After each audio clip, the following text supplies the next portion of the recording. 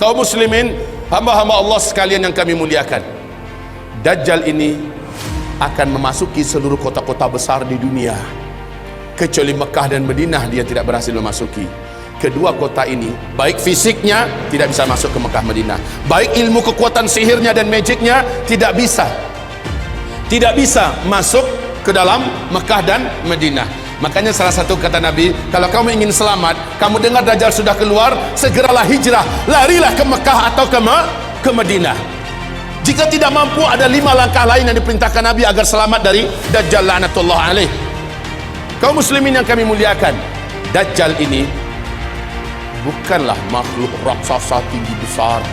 Saya waktu di Sydney, saya malu mendengarkan jawaban seorang ustaz kondang di TV, acara live, ditanyakan oleh jemaahnya, apakah itu Dajjal? Oh, katanya, Dajjal itu adalah makhluk yang sangat tinggi besar. Kalau dia masukkan kakinya ke samudra laut yang paling dalam hanya semata kakinya. Waduh. Kalau dia ngomong di timur, yang di barat mampu mendengar suaranya. Kalau dia kencing di satu kota, banjir satu kota itu. Malu saya mendengar tuh jawaban, ya Allah. Waktu SD saya sudah dengarkan kayak gitu. Lah ini ustadz level nasional loh, ngomong di TV, jawabannya kayak gitu, ngawur ngaco abis. Lalu sebenarnya Dajjal ini siapa? Rasul mengatakan dia adalah anak keturunan Adam, tingginya seperti kamu dan lebih pendek sedikit, mukanya bulat, kedua bola matanya utuh ada, hanya yang sebelah kanan tertutup oleh lapisan dagingnya yang atas meleleh kemari menutupi, dan bagian tutupan ini lengket ke pipinya, dan ada bergelantungan macam jengger ayam sedikit, kayak dahak. Orang maaf ya, kayak orang kumpulkan dahak banyak-banyak lalu disemburkan ke mata orang ini lalu meleleh gitu. Seperti inilah melelehnya daging di atas. Ini akibat dukhan lah, akibat dukhan. Seluruh orang-orang kafir menjadi zombie-zombie berjalan, jelek-jelek semuanya. Baik kaum muslimin, kemudian kata Rasulullah, kedua bola matanya seperti mau keluar lepas dari tempatnya. Hanya karena ini sudah ketutup, nampak tonjolan itu jelas. Sementara matanya sebelah kiri sudah hampir lepas dari tempatnya. Warnanya hijau kaca. Warna kulitnya putih kemerah-merahan, putih pucat kemerah-merahan. Bibirnya tebal, rambutnya keribu. Rambutnya keribu, di sela-sela rambutnya yang keribu muncul rambut-rambut lurus seperti ijuk. Lehernya agak sedikit panjang, lebih panjang daripada kita, sedikit lebih panjang. Bahunya mereng, dadanya bidang, full daging, sekel. Rasulullah mengatakan bila ia berjalan, kamu akan melihat kedua mata kakinya saling berjauhan dan kedua jempol kakinya saling berdekatan. Udah kebayang? Seperti ini. Oh, tapi kalau ketemu orang kayak gini jangan dibilang Dajjal.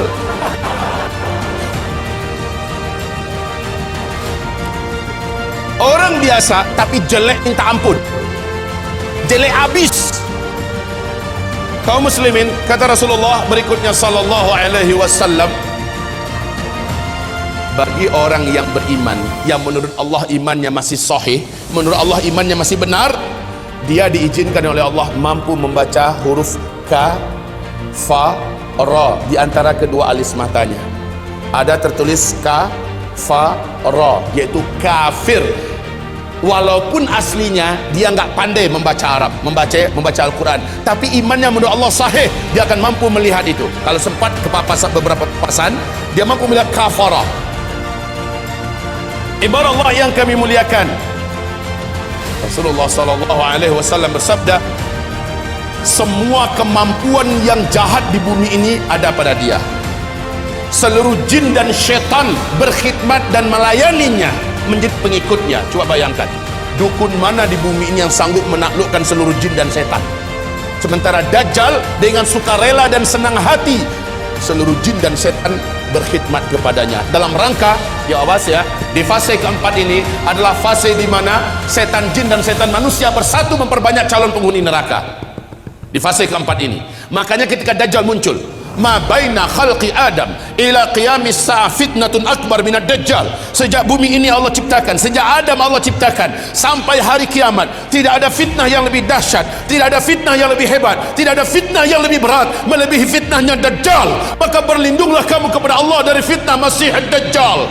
Wallahi, kata Nabi, kalau saya hidup, saya yang akan membela kamu paling di depan. Tapi jika saya sudah tidak ada, setiap kamu harus bela dan jaga dirinya masing-masing. Dajjal memiliki kekuatan sihir yang tidak terbatas. Dajjal memiliki kemampuan dan hipnotis magic yang sangat-sangat berat, sehingga tidak ada yang mampu melawan Dajjal. Tidak ada. Ibarat Allah yang kami muliakan, Nabi perintahkan ketika kamu dengar Dajjal masuk ke kota-kota kamu, langsung sihirnya menyebar, yang menjadikan seluruh manusia yang juga sudah putus asa dengan beratnya beban hidup, dengan sukarela datang untuk menyongsong di mana titik Dajjal berada. Mereka berharap Dajjal bisa membagi-bagikan rezeki. Saat itu kata Rasulullah, wahai kaum lelaki, bawalah istri-istri kalian masuk ke rumah, ikat dia di dalam rumah, tambatkan dia di tiang-tiang rumah kamu. Carilah ibu-ibu kamu, bawa dia ke rumah, ikat kakinya, ikat tangannya, tambatkan dia di tiang-tiang di dalam rumah.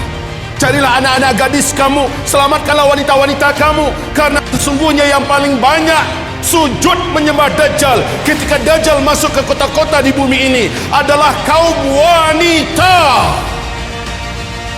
Mereka yang paling banyak menyembah Dajjal. Dan kata Rasulullah, siapa yang sempat menyembah Dajjal, maka sampai dia menghembuskan nafas terakhirnya, dia tidak akan pernah lagi beriman kepada Allah, dan dia akan kekal di neraka selama-lamanya.